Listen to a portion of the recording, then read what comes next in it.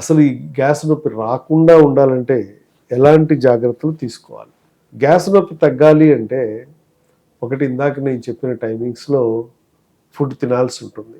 2, అందరూ కూడా 2 నుంచి 3 లీటర్ల నీళ్లు, అంటే యంగ్ పీపుల్ అయితే 3 లీటర్లు, ఓల్డ్ పీపుల్ అయితే కనీసం 2 లీటర్లు నీళ్లు తాగాల్సి ఉంటుంది 24 గంటల్లో.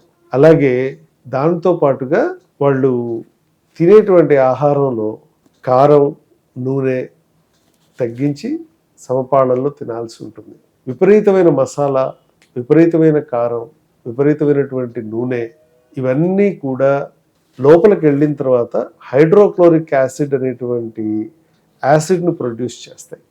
ఎప్పుడైతే ఈ యాసిడ్ పెరిగిపోతుందో అది లోపల ఉన్న పొరని కూడా తినేస్తుంది. జీర్ణకోశంలో ఉన్న పొర తినబడినప్పుడు ఎరోజన్స్ అంటాం, వాటిని మనం ఎండోస్కోపీ చేసినప్పుడు కనపడుతూ ఉంటాయి. ఎరోజన్స్ అంటే ఏంటి? మనకు రోడ్డు మీద పడినప్పుడు గాయం ఎలా అవుతుందో, ఆ చర్మం ఎలా లేచిపోతుందో, ఆ లోపల జీర్ణకోశం లోపల కూడా అదే విధంగా ఈ ఎరోజన్స్ వస్తాయి. అట్లాగే ఈ ఎరోజన్స్ పెరిగిన తర్వాత అవి అల్సర్స్గా మారుతాయి, అంటే పుండు అంటాం. అల్సర్స్ కూడా పెరిగిన తర్వాత ఒక్కొక్కసారి క్యాన్సర్గా మారేటువంటి ప్రమాదం ఉంటుంది. సో దీనంతటికీ కారణం మనం క్రమ పద్ధతిలో తినకపోవడం, క్రమ పద్ధతిలో ఆహార నియమాలు పాటించకపోవడం కారణాలు.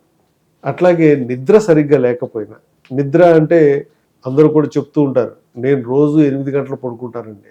8 గంటలు అంటే metabolic sleeping time important. Metabolic sleeping time అంటే మనం సాయంకాలం సూర్యాస్తమైన తర్వాత 4 గంటలు, అంటే సుమారుగా 10 గంటల ప్రాంతంలో కార్టిసాల్ 0 అయిపోయి మెలటోనిన్ అనే హార్మోను శరీరంలో ఉత్పత్తి అవ్వడం మొదలవుతుంది. ఈ మెలటోనిన్నే మనకి నిద్ర వచ్చేట్టు చేస్తుంది.